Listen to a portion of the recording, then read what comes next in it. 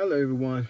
Um, I was thinking about the book of Matthew, chapter 25. It was talking about 10 virgins.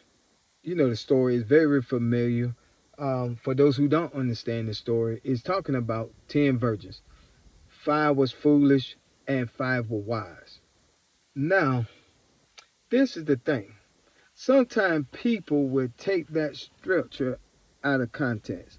Just because the virgins was foolish, they probably think they was they may not have sexual intercourse, but they probably doing some foolish things that like maybe doing some inappropriate touching or whatever. But they ain't had nothing to do with it. They was called foolish because of their preparation. Their preparation was foolish. Why have a lamp? And the purpose of the lamp is to put oil in it. And the reason why they put oil in it, what's that little cotton piece, whisk or whatever that? And what happened is at nighttime they will burn it for they can for they can have light for they can see.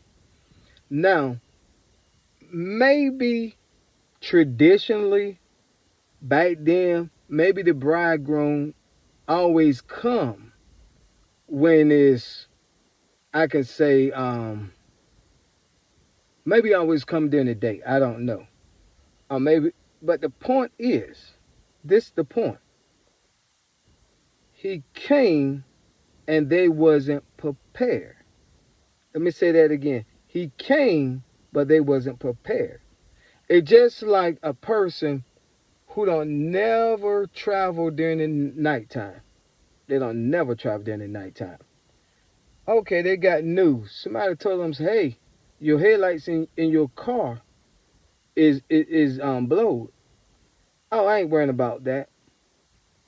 Um, you might living in an area where it don't hardly ever rain, and your windshield wipers is messed up. Somebody say, "Hey man, you can get that windshield wiper fixed." I ain't worrying about that. But there came a time you might have to travel, emergency or anything might happen, and you here traveling, and you can't see because you ain't never got your headlights fixed. You gonna sit around here? It's pouring down, raining. Now all of a sudden you want to get your windshield wiper fixed.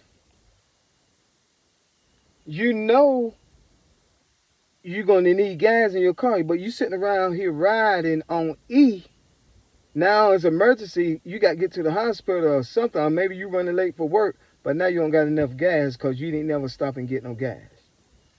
Same way in our spiritual life.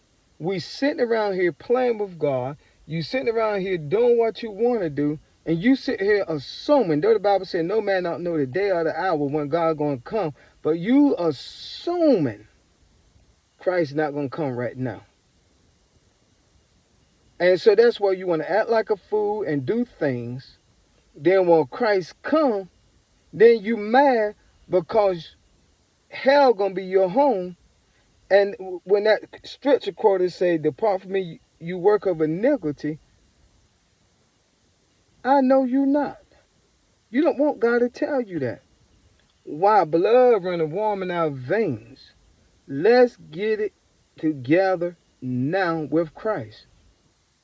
Some people want to wait. They might got shot or and now they're scared they're about to die, or maybe some sickness came on your body, and you don't know what can happen. You could be driving in your car. I remember my pastor was talking about my former pastor before he died, Bishop James King. I remember he said, Bishop King used to always say, anytime you on the highway driving, and he say if I'm going this way in the car, you know how it is. You going forward in the car on the left lane, whatever country you're in, but in the United States, if you're in the right lane, you go straight, and then you look on your left, the car's going forward. But he said when a car passes you, you that close to death. And if you're not living right with Christ, you just that close to death. So get it right now.